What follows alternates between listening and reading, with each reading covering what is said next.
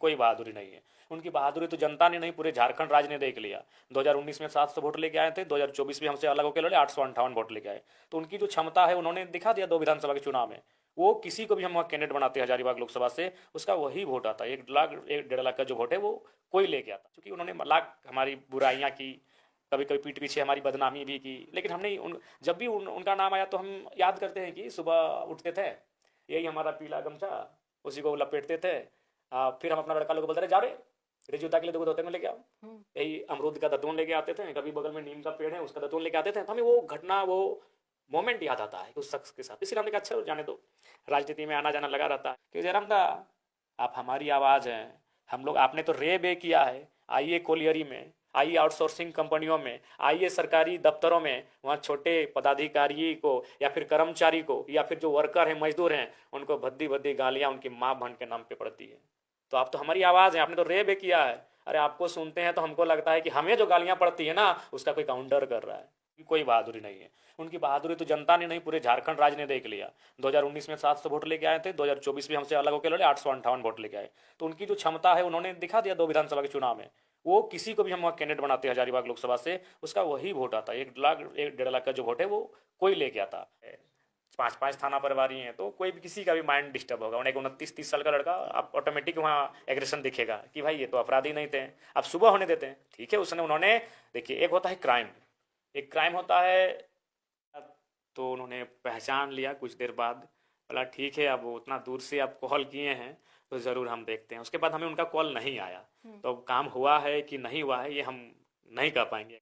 25 साल की लड़की तो ताकत है, वो तो सक्षम है, वो तो संपन्न है सारे रूप से। हम दिव्यांगों को 1000 रुपया मिलता है, तो ये हम कहाँ कह रहे हैं, तो झारखंड की जनता पूरी कह रही है कि भाई ये तो गलत तरीके से आप वोट लेने के लिए इस योजना को लेके आए हैं। और यहाँ तक कुछ दिव्यांगों ने कहा कि उनको, मुख्यमंत्री को शायद ऐसा लगा कि हम लोग अपाहिज लोग हैं, वो मतदान केंद्र तक नहीं जा पाएंगे वोट देने के लिए। कितना बड़ा बात बोला। के कारण दोनों पक्षों का, दोनों ही हमारे पक्ष हैं, नुकसान हमारा हुआ है। लेकिन ओवरऑल हमने भी जांच के लिए आदेश कर दिया है। जांच से जो भी रिपोर्ट प्रस्तुत होगा उस आधार पे हम लोग निर्णय लेंगे। पहली बार विधायक का चुनाव लड़े, और जब आपने लोकसभा चुनाव लड़ा था तब भी एक बहुत ही बेहतरीन प्रदर्शन आपका रहा था। लोगों ने कहा था कि हाँ, अब अगर लोकसभा में ये प्रदर्शन है तो फिर विधायकी तो निकल जानी है। विधायकी निकल गई, क्या कुछ लग रहा है, क्या कुछ फर्क आया जिंदगी में? देखिए मैडम, अगर व्यक्तिगत कही जाए तो विशेष फर्क नहीं आया है। जैसा मेरा व्यवहार पहले था वैसा आज भी है। जैसा हम मैदान में खेलकूद करने उतर जाते थे आज भी उतर जाते हैं। भोजन ग्राउंड में मिला तो लोग से बात करते करते वहीं खुले मैदान में बैठ के ज़मीन में खाना भी खा लिए। रास्ते में गए तो देखे कुछ लोग नहा रहे हैं तो उन्हीं से गमछा तेल साबुन मांगे, उन्हीं के बीच नहा लिए। तो जो मेरा व्यवहार पहले था वो व्यवहार आज भी है। लेकिन हाँ, जिम्मेवारी बढ़ने के कारण, संवैधानिक दायित्व बढ़ने के कारण ये बदलाव हुआ है कि समय नहीं मिल पाता है। लोगों की उम्मीदें लगातार बढ़ रही हैं, लोग अपनी समस्याओं को लेकर आते हैं। और मतलब शायद शायद ही कोई ऐसा दिन होगा जब हमें जनता की समस्याओं को सुनवाई करने के लिए का बैठक नहीं करना पड़े। हर रोज़ बैठकें होती है। फिर चूंकि मेरे विधानसभा में 3 ब्लॉक आता है, मेरा जो विधानसभा है वो 2 जिला में है और इक्वली इक्वली है। गिरिडीह में आधा पार्ट है और आधा पार्ट बोकारो में है। बोकारो में 2 ब्लॉक आते हैं, एक ब्लॉक आधा आता है चंद्रपुरा 9 पंचायत, और नावाडी का 24 पंचायत है, और डुमरी के 37 पंचायत। तो काफ़ी टफ एरिया है। 3 ब्लॉक आते हैं, तो तीनों ब्लॉक में अगर बात कही जाए तो हम तीनों ब्लॉक में जनता दरबार लगाते हैं और 3 दिन कंटिन्यू वहाँ बैठते हैं, लोगों की समस्याओं को सुनते हैं। जो प्रखंड विकास पदाधिकारी, अंचल पदाधिकारी, उनके अलावे जो प्रखंड स्तरीय पदाधिकारी होते हैं उनको अपने बगल की टेबल में बैठा कर लोगों की समस्याओं का समाधान करने के लिए तत्पर रखते हैं। तो थोड़ा सा समय का अभाव रहता है। जैसे आज तो देखिए, आज लगभग 4:15 बज गया था हमारा जनता दरबार या फिर जन सुनवाई केंद्र का ये समाप्त होते होते शाम हो चुका था। सुबह भी भोर ही निकले थे घर से, पहले ग्राउंड में जाके बैठे, ग्राउंड में लोगों की समस्या सुनते सुनते वहीं भोजन किए, फिर वहाँ से निकल गए डुमरी, डुमरी में कार्यक्रम था, वहाँ से नावाडी निकले। तो कुल मिलाकर टफ टाइम हुआ है, जिम्मेवारियाँ बढ़ी हैं। उसके अलावा बाकी विधानसभाओं के लोग भी हमारे साथ सामने आते हैं, वे भी अपनी समस्या लेकर आते हैं। चूँकि देखिए, लोगों को ये लगता है कि जयराम महतो हमारा विधायक है, विधायक नहीं, हमारे घर का लड़का है, हमारा नेता है। उनको लगता है कि उसके पास जाएंगे तो कम से कुछ हो या ना हो, कम से कम एक बार वीडियो को टेलीफोन लगा देगा और कस के बात करेगा। ऐसा नहीं हुजूरी हुजूरी नहीं करेगा, स्पष्ट बात करेगा, जैसा तरीका है उसका उसी तरह बात करेगा। लेकिन आधे लोग तो हमसे सिर्फ इसलिए आ जाते हैं ना कि जरा महतो कम से कम टेलीफोन ला के थाना प्रभारी से बात कर देगा। मतलब उनको ऐसा लगता है कि जो एक विधायक, हम भी देखे हैं भाई, इसमें प्रशंसा और झूठा और बड़ा ही नहीं, जो विधायक जनरली होते हैं ना, वो बीडीओ सीओ को फोन नहीं लगाते हैं। उनको ऐसा लगता है कि उनका प्रोटोकॉल डीसी लेवल का है, एसपी लेवल का है। हम भी टुंडी विधानसभा आते हैं, और जो वर्तमान के विधायक हैं इनके लिए इससे पहले हमने 2 बार मेहनत भी किया है, जो कहने से हमें गुरेज नहीं है, लेकिन ब्लॉक में बैठते हुए नहीं देखा है।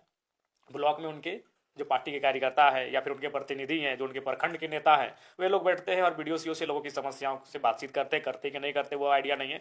लेकिन 20 साल 15 साल तो कंप्लीटेड है, ये 20वां साल कंप्लीट हुआ इस बार, हमने विधायक को ब्लॉक में बैठते हुए नहीं देखा है, विधायक को हमने थाना में बैठते हुए नहीं देखा है लोगों की समस्याओं को लेकर। और जयराम महतो है कि तीनों ब्लॉक में बैठता है, जरूरत पड़ता है थाना में बैठता है। तो यही चीज लोग देखते हैं सोशल साइट्स में कि जयराम महतो वीडियो के साथ बैठा है, यानी भाई वीडियो ही तो हमारी समस्या है, थाना ही तो हमारी समस्या है, सीओ ही तो हमारी समस्या है, और जयराम महतो उसके साथ बैठा है। चलिए बगोदर से आए, बाबू कुछ होना है, बड़ा बाबू को फोन कर दीजिए ना, कर दिए।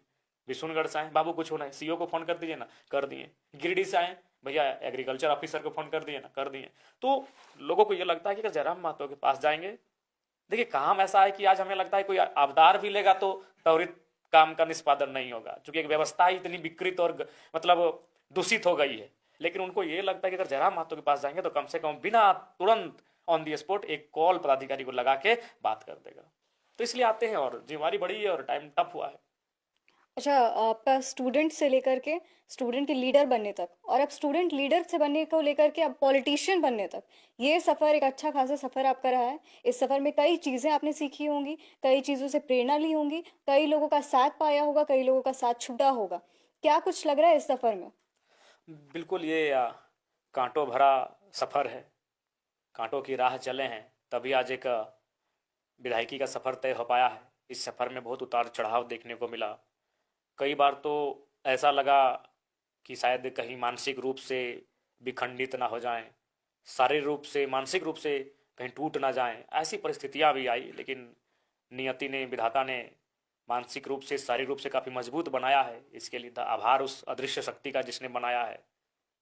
मानसिक रूप से तो खासकर बहुत ताकत दी है मुझे, नहीं तो आज दूसरा अगर शख्स होता तो पता नहीं मेंटली डिस्टर्ब से छोड़ देता। बाल उड़ने से लेकर चश्मा चढ़ने से लेकर पता नहीं क्या क्या कहानी घट जाती।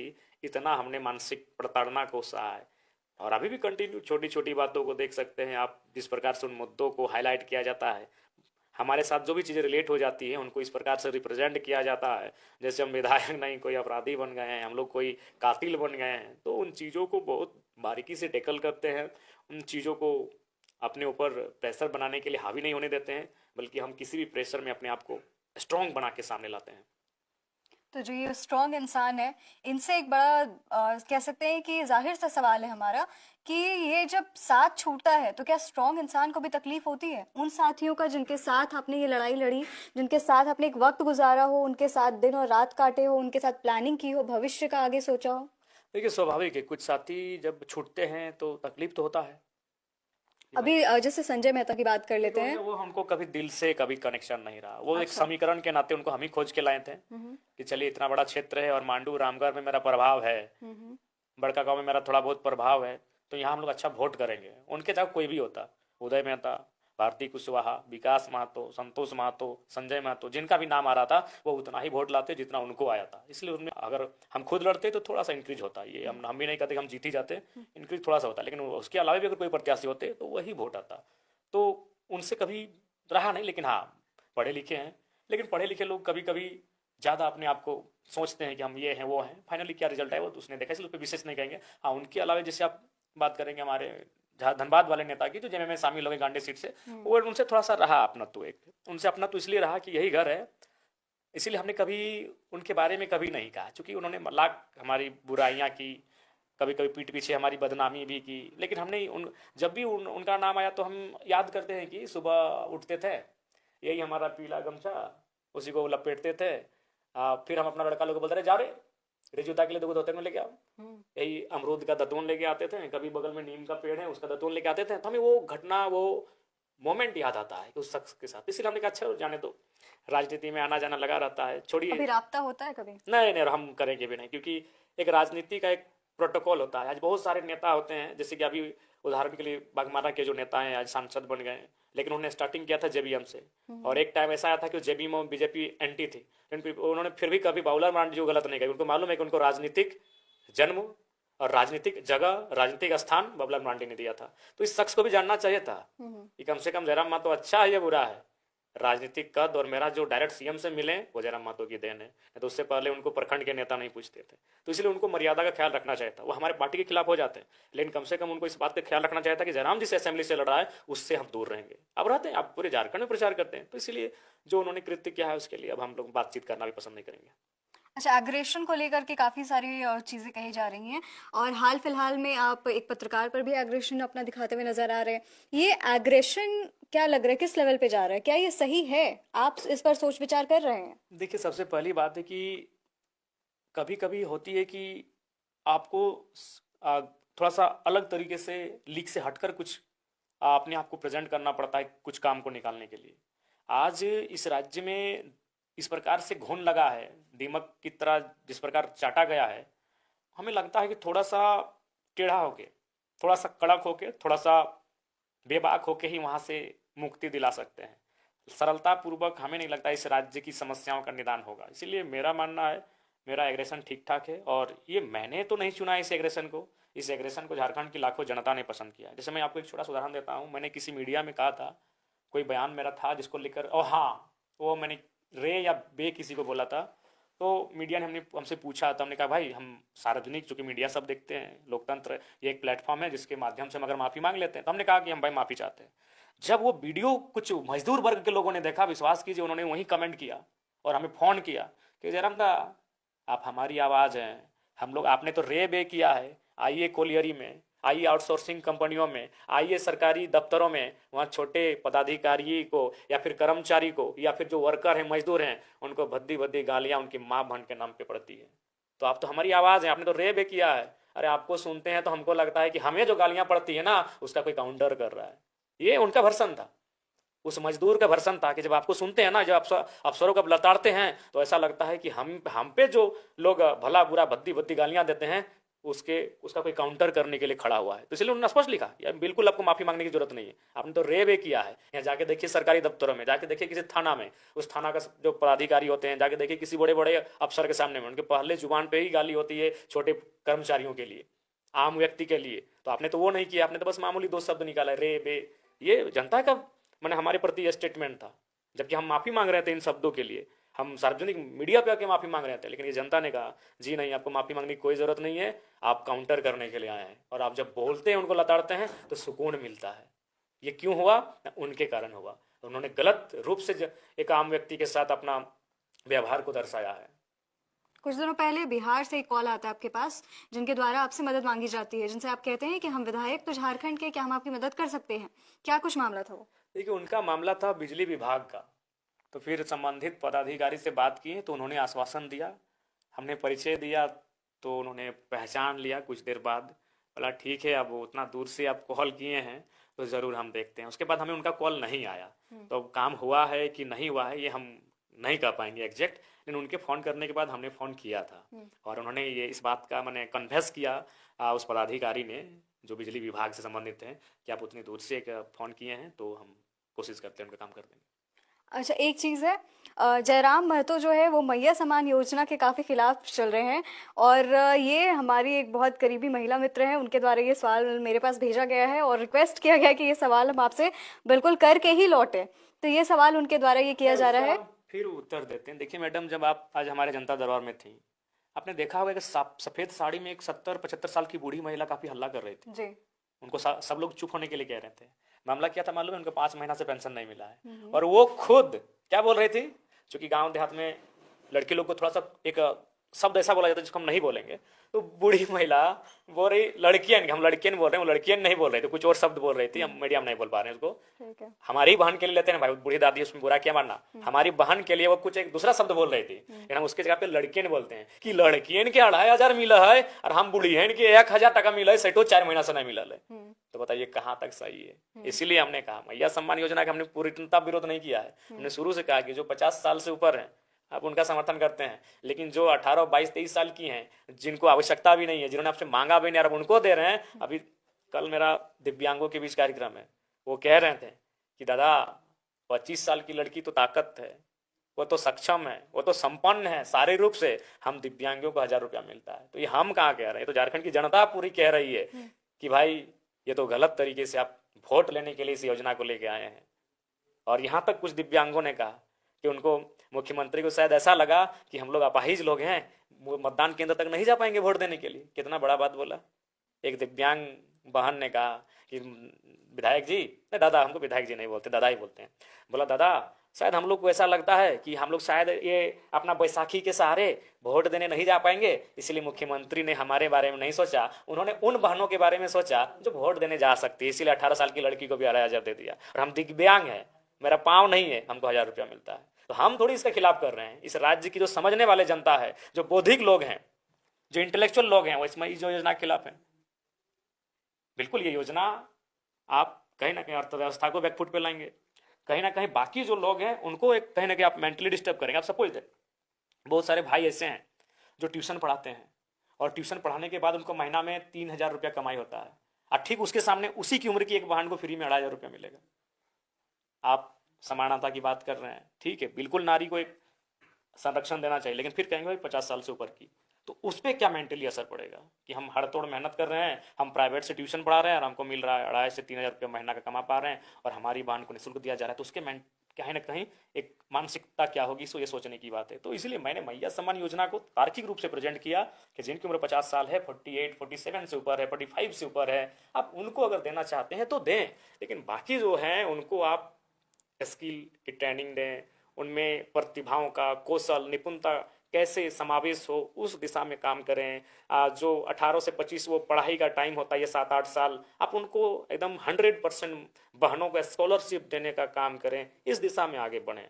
तो आपने वोट के लिए दिया है, ये एक बूढ़ी भी कह रही है, एक बूढ़ा भी कह रहा है, और अब दिव्यांग भी कहने लगे हैं कि हम दिव्यांगों को 1,000 रुपया भी कई महीना से नहीं मिला है। और बड़ा हमको दुख लगा सुन के, वही बोला कि शायद हेमंत सोरेन जी को लगता है कि हम लोग मतदान केंद्र तक नहीं जा पाएंगे बैसाखी के सहारे, इसीलिए हम लोग पे ध्यान नहीं दिया गया। तो ये तो वो कह रही है, इसलिए हम इस पे क्या कहें। लेकिन जैसे कहते हैं कि हर सिक्के के दो पहलू होते हैं, मैया सम्मान योजना से ही जुड़ा एक मामला हमारे भी समक्ष आया था, जहां पर एक महिला जिनके हस्बैंड नहीं है, और वो महिला अपने 2 बच्चों का ख्याल स्वयं रखती हैं। उनकी उम्र 35 साल है और उनके बच्चों की उम्र एक 11 साल है, एक 8 साल है। और वो जब उनके पास ऐसा कोई रोजगार का भी स्रोत नहीं है, और वैसे में वो बोरी सिलती हैं और कई बार लोगों के घरों में जाकर मदद करती हैं। वो कहती है कि जब से मेरे पास मैया सम्मान योजना का 2,500 रुपया आने लगा है, मेरे बच्चों की पढ़ाई में मैं और ज्यादा इजाफा कर पा रही हूँ, ट्यूशन मेरे बच्चों का लग गया है। तो उनका पति नहीं है, नहीं, मतलब पति का डेथ हो चुका है, पति का डेथ नहीं छोड़ है, चुके हैं, छोड़ चुके हैं। छोड़ चुके हैं। जी। देखिए कुछ प्रतिशत, जब भी आप कोई भी योजना लेके आते हैं तो कुछ प्रतिशत, नो डाउट कुछ प्रतिशत लोग उसको सराहना करेंगे ही, तो उन कुछ प्रतिशत में वो बहन है, और हम चाहेंगे अगर ऐसी कोई भी बहन है तो उसको एक अलग श्रेणी में लाके सहायता करी जाए। आप जांच कीजिएगा, तो जैसे अब मान के चलिए उनका कोई नहीं है, तो कहीं ना कहीं एक नई श्रेणी बनाकर उनकी सहायता की जाए, उन्हें अन्य तरीकों से माध्यम से सहयोग किया जाए। लेकिन ओवरऑल अगर देखा जाए तो मैक्सिमम लोग कहीं ना कहीं आप किसी की कटौती करके उनकी भरपाई करेंगे। जैसे अभी आप देखिए, अब रसोईया लोग, पोषण सखी, जल सहिया, स्वास्थ्य सहिया, वो दीदी लोग भी हमारे पास आती हैं, और उनमें से उनका कहना है कि जो ये योजना है इसमें तो फ्री में मिल रहा है, लेकिन हम लोग तो 8 घंटा, 10 घंटा, 12 घंटा ड्यूटी दे रहे हैं। तो एक बात बताइए, जो लोग ड्यूटी दे रहे हैं, और ड्यूटी देने के बाद फिर ठीक है, अगर आप मैया सम्मान योजना के नाम पे 2,500 देते हैं दीदी लोग को दीजिए, लेकिन जो लोग ड्यूटी दे रहे हैं, जो वर्क कर रहे हैं 8 घंटा, तो उनको 10,000 दीजिए फिर उस हिसाब से। जो 8 घंटा मेहनत कर रहा है आप उसको भी 2,500 दे रहे हैं, और आप अपने वोट के लिए फिर निःशुल्क मने बिना कुछ किए 2,500 दे रहे हैं, तो ये तो अनुचित है। अच्छा, एक अभी मामला बड़ा गरमाया हुआ चल रहा है, फरजान खान को लेकर के है, और आपके जेबीकेएसएस में एक महिला है जिनके द्वारा ये आरोप लगाया गया है कि फरजान खान ने उनके साथ आपत्तिजनक बातें की हैं, उनके पास आपत्तिजनक तस्वीरें हैं। ये मामला थाने तक भी पहुंचा है, इसमें क्या कुछ सच्चाई है? देखिए एक बात है कि अगर हम दोनों के लिए हम एक आज दुख प्रकट करते हैं, फरजान के साइड तरफ से भी और वो जो दीदी है उनके लिए भी, अगर उनका संबंध हमसे नहीं होता, उनके भी अतीत के मामले को आज इसीलिए उछाला गया क्योंकि उनका संबंध जयराम महतो से, अगर उनका संबंध किसी बीजेपी, जेएमएम, कांग्रेस आजसू से होता तो उनके अतीत के मामले को इस प्रकार से उछाला ही नहीं जाता। और फरजान के इस मामले को भी इसलिए हाईलाइट मिला न्यूज़ में कि इनका संबंध हमारे साथ है। देखिए आज से 1970-80 के दशक में गांव के लोग कहते थे कि दो भाई आपस में लड़ जाते थे, जमीन विवाद को लेकर मारा पीटी होता था या फिर किसी मसले में, रोज जाते थे थाना प्रभारी के पास, बड़ा बाबू के पास। वो बड़ा बाबू होता था यूपी और बिहार का। दोनों से पैसा भी लेते थे, दोनों को बद्दी बुद्दी गालियां भी देते थे और फिर उस केस को कोर्ट भेज देते थे। क्या किसका नुकसान हुआ? दोनों भाइयों का। तो इस मैटर में यही हाल हुआ है। आपसी समन्वय ना होने के कारण, आपसी सूझबूझ ना होने के कारण दोनों पक्षों का, दोनों ही हमारे पक्ष हैं, नुकसान हमारा हुआ है। लेकिन ओवरऑल हमने भी जांच के लिए आदेश कर दिया है। जांच से जो भी रिपोर्ट प्रस्तुत होगा उस आधार पे हम लोग निर्णय लेंगे। अच्छा, अभी जिस तरीके से आप देख रहे हैं कि लोग आपके पास पहुंच रहे हैं अपनी समस्याओं को लेकर के, और आप हफ्ते में 3 दिन जनता दरबार लगा रहे हैं, तो वैसे में कौन सी ऐसी समस्या है जो ज्यादातर लोग आपके पास लेकर के पहुंच रहे हैं और अगर आपको समझ में आ रहा है कि यहाँ के लोगों के लिए ये एक बहुत बड़ा मामला है? देखिए, जनरली आप जब भी हम जनता दरबार लगा रहे हैं तो हम बार बार जो भी चीजें देख रहे हैं उनमें मैक्सिमम जमीन संबंधित है। मोटेशन को लेकर, पंजी 2 को लेकर, जीएम लैंड को लेकर, एक ही लैंड को 4 लोगों ने खरीद लिया है, फॉरेस्ट का लैंड। मतलब हम अगर 10 केसेस एप्लीकेशन आते हैं तो 10 में 5 एप्लीकेशन जमीन संबंधित मामलों से जुड़े होते हैं। उसके बाद किसी का डोभा का विषय है, किसी का बिजली का तार का विषय है, किसी का कोलियरी का विषय है, किसी का आउटसोर्सिंग में जॉब था 3 साल करने के बाद बैठा दिया गया है, तो किसी का, तो ओवरऑल यही सारे सब्जेक्ट जनता दरबार में आते हैं। उसके बाद जनता दरबार से हटकर बहुत सारे सब्जेक्ट आते हैं जो सेक्रेटरी लेवल के होते हैं, जो मिनिस्टर्स लेवल के होते हैं, कुछ आउट ऑफ स्टेट्स के मैटर होते हैं। एक दिन देर रात जयराम महतो सीसीएल क्वार्टर के पास पहुंच जाते हैं और उनके ऊपर वापस से एक इल्ज़ाम लग जाता है चोरी का और घर में घुसने का और झुंड के साथ वहां पहुंचने का, बदतमीजी करने का, पुलिस वालों के साथ कह सकते हैं ज़बान लगाने का, इस तरीके की चीज़ें लग जाती है और एफआईआर दर्ज हो जाता है। क्या हुआ था उस शाम? देखिए, उस समय हुआ था कि कुछ हमारे इस समर्थक कहिए या फिर हमें मैंने हमारी गांव के कहिए, हमारे लोकल्स कहिए, उन्होंने स्थानीय जीएम से डिमांड किया था वहां रहने के लिए। ऐसे लगभग 1 महीना पहले से उन्होंने डिमांड किया था, 4 बार उन्होंने पत्र भी लिखा था। तो जीएम ने इसको नहीं सुना, तो उन्होंने कहा कि हम लोग भी तब उसी तरीके वही रास्ता अपनाते हैं जिस रास्ते से बाकी लोगों ने यहाँ क्वार्टर को रखा है। तो उसी रास्ते को उन्होंने अपना लिया। वे लोग चले गए, घुस गए और 2 बजे रात को चूंकि पुलिस आ गई थी और पुलिस उनके साथ लाठीचार्ज जैसा माहौल भी बन चुका था, तो 2 बजे रात को कोई हमको रोते रोते फोन किया कि ऐसा ऐसा बात है, आप आइए।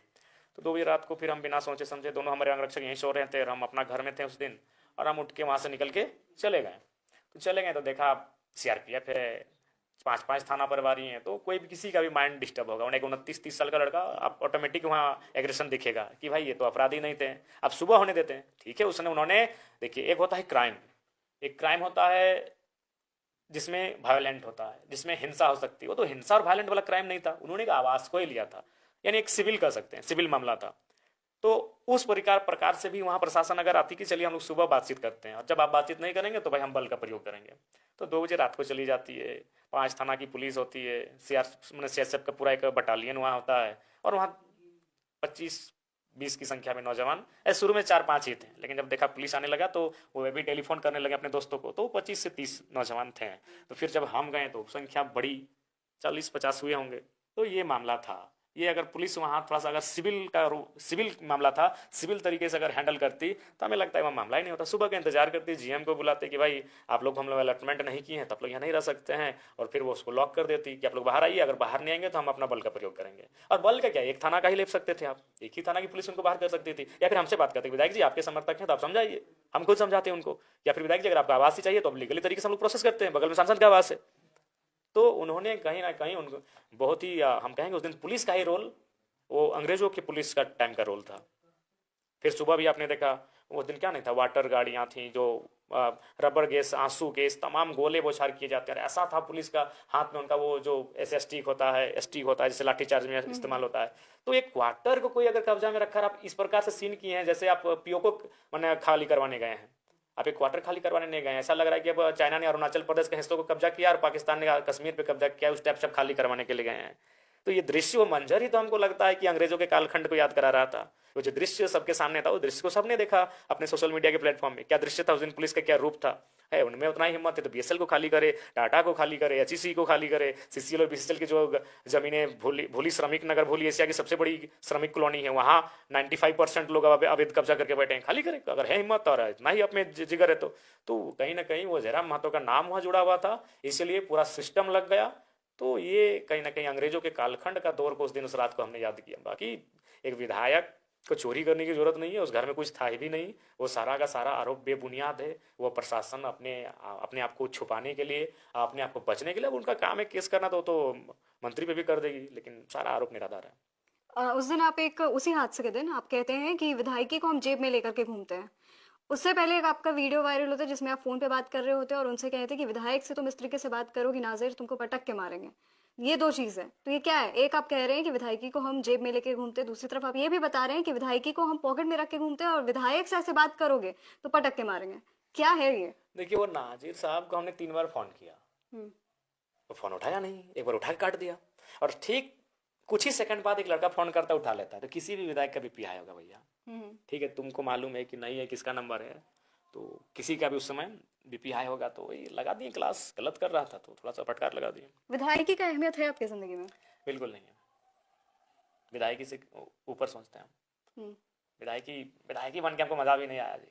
इससे अच्छा जुनून तो हमको सांसद के चुनाव में था कि यार एमपी बनेंगे, क्योंकि इस बार हमको लगाया नहीं कि हम एमएलए का मटेरियल है। एक होता है आपका माइंडसेट होता है। आप तो कह रहे थे हम सीएम मटेरियल देखिए, हैं। ये तो जनता ने कहा, 7% जनता ने हमें चुना, 7% जनता ने सर्वे में भी चुना, वोट के माध्यम से भी चुना, और जो बड़े चैनल सर्वे करके झारखंड से, जिन्हें शायद माननीय मुख्यमंत्री को 30% से ज्यादा लोगों ने वोट किया था। चंपई सोरेन भी हमको लगता है 1% में आ गए थे, बाबूलाल मरांडी हमारे लमसम थे।